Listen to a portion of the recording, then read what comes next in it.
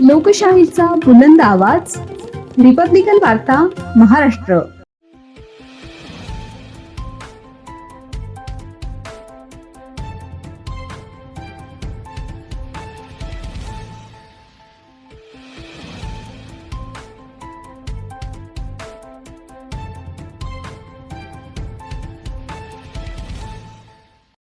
फुलंब्रीत दारू पिऊन गाडी चालवणारे व अवैध प्रवासी वाहतूक करणाऱ्यांवर कारवाई. वाहतूक शाखेचे पोलीस व फुलंब्री पोलिसांची संयुक्त कारवाई करत केली कारवाई.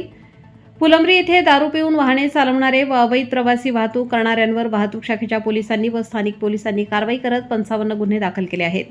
सध्या प्रत्येक घराघरात माणसाप्रत मोटारसायकली झालेल्या आहेत, तर अनेक पालक आपल्या अल्पवयीन पाल्यांच्या हातात निर्भीडपणे वाहने देत असल्याने तसेच शहरातील पालफाटा येथे फुलंब्री सिल्लोड महामार्गालगत परवानाधारक देशी दारूचे दुकान सुरू आहे. तर अनेक ठिकाणी अवैध दारू विक्रीचे अड्डे बिनधास्तपणे सुरू असल्याने बेवड्यांना सोने पे सुहागा या म्हणीप्रमाणे झाले आहे. यामुळे परिसरात अपघातांचे प्रमाण वाढले आहे. तर या बेवड्या वाहन चालकांमुळे शिस्तप्रिय वाहन चालकांना मोठ्या प्रमाणात त्रास होत आहे.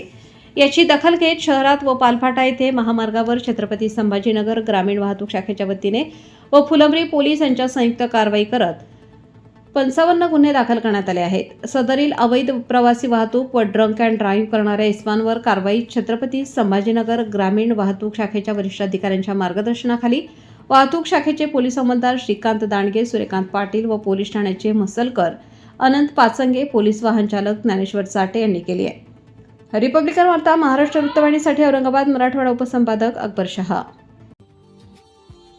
Subscribe now and press the bell icon.